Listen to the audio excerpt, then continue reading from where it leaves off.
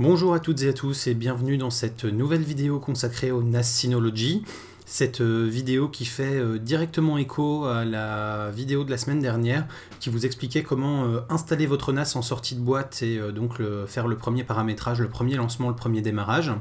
Cette semaine, on va donc voir comment faire le premier volume pour ensuite pouvoir réellement utiliser votre NAS. Alors, avant toute chose, je vous invite à aller voir donc la vidéo que je vous mets juste ici en bulle pour donc voir comment lancer votre NAS. C'est donc la vidéo dont je vous parlais juste avant, celle de la semaine dernière, si vous ne l'avez pas vue. Et donc maintenant, on va aller dans le panneau de configuration qui est en haut, en fait dans les raccourcis, dans le gestionnaire de stockage. Et le gestionnaire de stockage, c'est là où vous allez pouvoir justement gérer tous les volumes. Donc on va créer ici notre premier volume grâce à ça.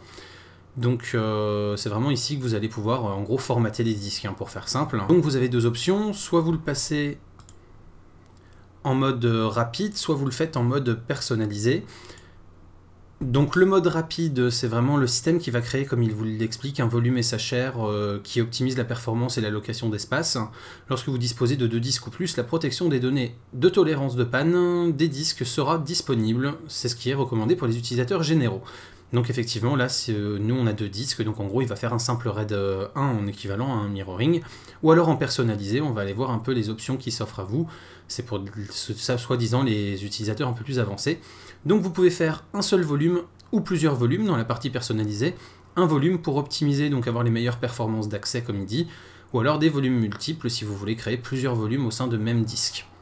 Donc les volumes, c'est ni plus ni moins que des partitions en fait. Et quand on fait suivant, on voit bien nos 2 disques ici, des Hitachi de 1 Tera.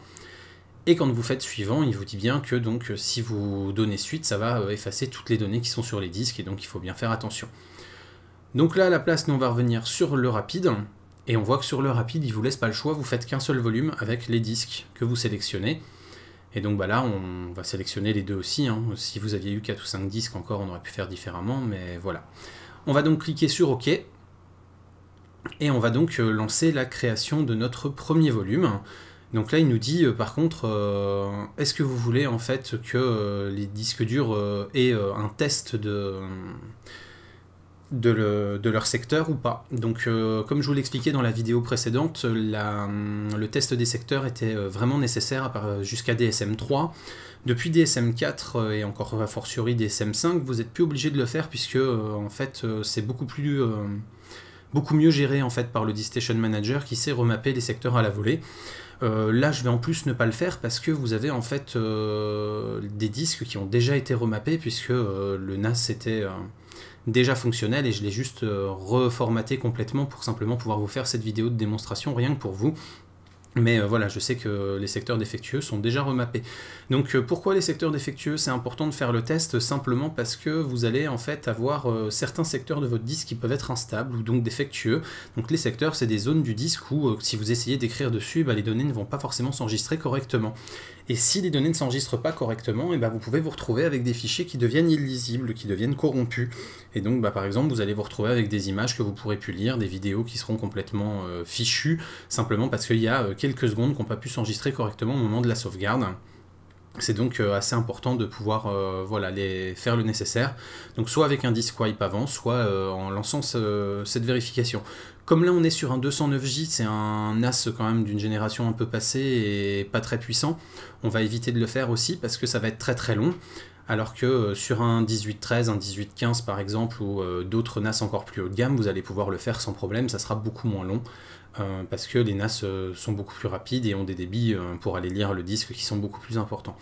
Et là donc il vous montre bien que vous êtes sur 2 disques, il vous explique que donc il y a le SHR, donc c'est le RAID de Synology, donc avec la protection des données sur un disque. Alors pourquoi un disque? Parce qu'on n'en a que 2, donc il va faire comme je vous le disais un RAID 1, un mirroring tout simple.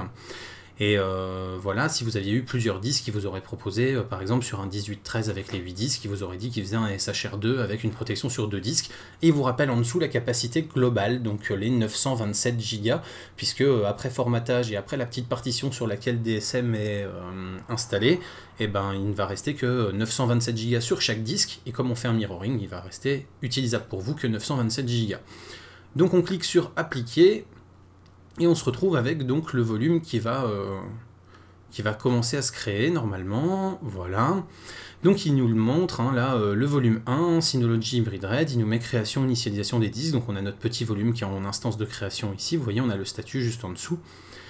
Et voilà, là il nous dit qu'il est dans l'initialisation des disques qui est en cours, donc ça peut prendre déjà un petit moment, et après qu'il ait fait ça, il va donc formater les deux disques avec les partitions de 927 gigas chacun. Donc là en fait vous voyez il nous dit que la taille réelle des disques ça va plus être 927, finalement ça sera 931,51 gigas, on le voit en dessous, avec en plus le statut normal qui est indiqué également, donc ça c'est plutôt sain, c'est quand vous avez un disque défectueux que le statut peut changer. Donc cette création de volume sert en fait, comme je vous le disais, à formater les disques, puisque pour l'instant le seul formatage qui a eu lieu lors de l'installation, si vous avez bien regardé la petite vidéo précédente, il était indiqué effectivement qu'il y avait un formatage en cours, c'est uniquement sur la petite partition sur laquelle le DiskStation Manager a été installé. Là donc il va vraiment formater tout le reste des disques pour pouvoir avoir un volume utilisable.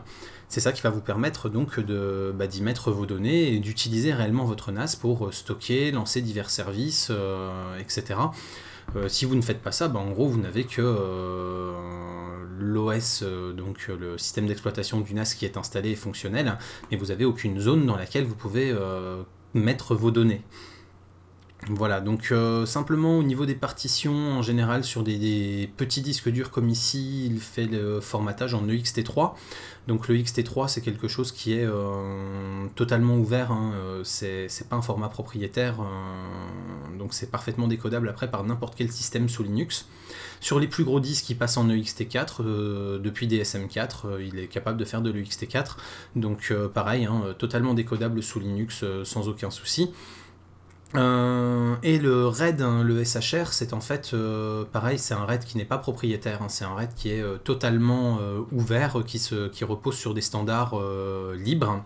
Et donc si vous avez par exemple vos disques qui sont défectueux et que vous voulez essayer de récupérer une partie de vos données, ou que votre NAS lui rend l'âme et que vous voulez récupérer le contenu de vos disques, et bien avec un ordinateur sous Linux, vous avez la possibilité de le faire.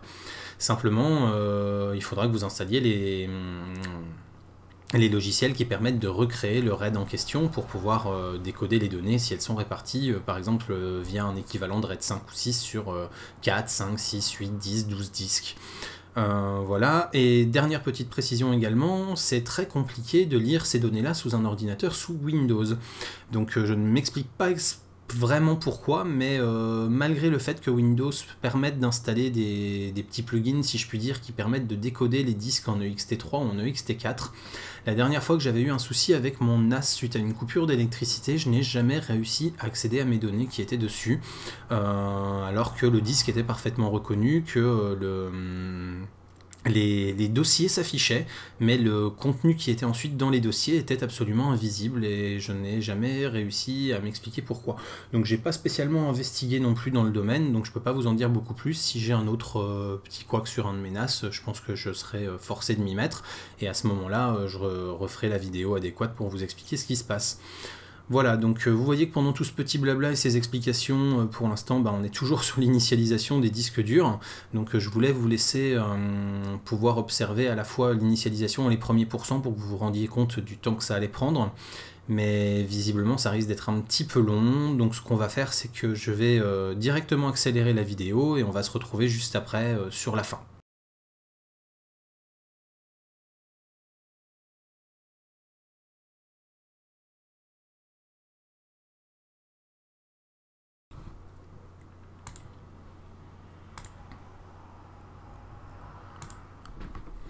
Voilà, donc ça fait maintenant un petit peu plus de 20 minutes que la création du volume est en cours. On est donc à 98,62%, on voit que ça a bien avancé. Pour ceux qui ont été un petit peu attentifs pendant la phase accélérée, vous avez vu que j'ai essayé de créer justement des dossiers partagés ou de changer certaines choses au niveau de la configuration, qu'à chaque fois il me disait que n'ayant pas de volume stable créé, il ne pouvait pas le faire, donc effectivement ça vous explique encore une fois pourquoi le volume est important, puisque si vous n'en avez pas, en fait la partie où DiskStation Manager est installé n'est pas suffisante pour ensuite accueillir les autres données de configuration. Et donc votre NAS n'est pas utilisable autrement que juste pour vous afficher un joli menu et avoir une petite boîte avec des diodes clignotantes. Donc pour ceux également qui ont regardé leur NAS pendant qu'ils faisaient l'installation, vous allez avoir constaté que vous aviez un certain nombre de diodes qui étaient orange au niveau de tout ce qui était HDD et status. Donc c'est parce que vous aviez effectivement aucun volume qui était créé pour que le NAS fonctionne correctement. Normalement, quand vous allez arriver à la fin de la création du volume, ce qu'on ne devrait pas tarder à voir, même si 99,99 est un petit peu long à se valider à 100%, vous allez constater que toutes les diodes passent au vert et que c'est donc la preuve que vous avez bien un NAS fonctionnel. Donc là on se rend compte déjà qu'il nous affiche maintenant une capacité utilisable, donc on est en dessous des 931 Go et en dessous des 917 Go qui nous étaient annoncés puisqu'on est qu'à 912. On a en gros 300 mégas d'utilisés, on va peut-être monter jusqu'à presque 400 une fois que les données de configuration auront fini de s'écrire. Et on voit que le système de fichiers est indiqué en EXT3, donc effectivement, comme on n'a pas des gros disques durs ici, on reste sur de l'EXT3 et pas de l'EXT4. On constate donc, vous voyez, au fur et à mesure de la finalisation, les données utilisées augmentent un petit peu. Et voilà, on se rend bien compte qu'on a quand même quasiment 8% d'espace de stockage qui est perdu, donc ça c'est classique hein, lors du formatage. Tous les bits qui sont utilisés pour localiser les données et les catégoriser, effectivement, prennent un petit peu d'espace qui n'est pas disponible pour l'utilisateur. Donc ça c'est quelque chose de plutôt logique, mais voilà, c'est pas dramatique, on a quand même pas mal de place. Et c'est on ne peut plus classique. Donc voilà, on va attendre que la création se termine. Donc une fois qu'elle sera terminée, vous pourrez effectivement donc aller dans le File Station pour créer des dossiers, commencer à paramétrer votre NAS. Donc pour paramétrer le NAS, je vous invite à aller sur la vidéo que je vais vous mettre ici donc en infobulle, cette vidéo qui vous présente en fait le File Station et qui vous explique un petit peu ce que vous pouvez y faire. Donc c'est une vidéo qui vient logiquement après les deux, celle dont je vous ai parlé au début là, et puis celle que vous êtes en train de regarder pour en gros découvrir le NAS si vous êtes un utilisateur qui découvre les NAS Synology et qui n'avait pas encore pu expérimenter et bidouiller à l'intérieur. Donc voilà, j'espère que ce triptyque de vidéos vous permettra de prendre en main votre NAS de manière efficace. Donc vous n'hésitez surtout pas non plus à aller voir toutes les vidéos qui sont dans la partie Synology. Et donc voilà, là on a donc le volume qui est fini. On voit bien que maintenant on est en volume 1, qu'il n'y a plus de statut de création. Le statut est en normal, le statut des disques est en normal. Donc voilà, on a un NAS qui est pleinement utilisable et on peut donc maintenant commencer à aller créer les dossiers et les fichiers et héberger les fichiers et les divers services que l'on souhaite faire tourner dessus via le panneau de configuration et le File Station. Tout fonctionne correctement maintenant. Et normalement, donc si vous en êtes à ce stade-là, vous avez donc toutes vos diodes qui sont passées au vert sur le NAS. Voilà, donc au terme de ces deux vidéos, vous avez désormais un NAS qui est correctement installé et dont le volume a été correctement créé pour pouvoir être utilisé. Comme je vous le disais, je vous invite à voir la troisième vidéo que je vous avais mis en lien pour que vous puissiez apprendre à paramétrer un petit peu on va dire les fondamentaux de votre NAS. Je vous invite également à découvrir la playlist Synology que je vais vous mettre quelque part par là.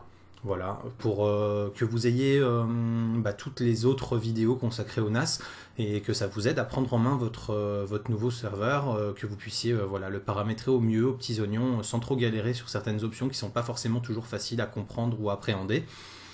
Voilà, donc j'espère en tout cas que cette série de vidéos vous sera utile si vous venez d'acheter un Syno.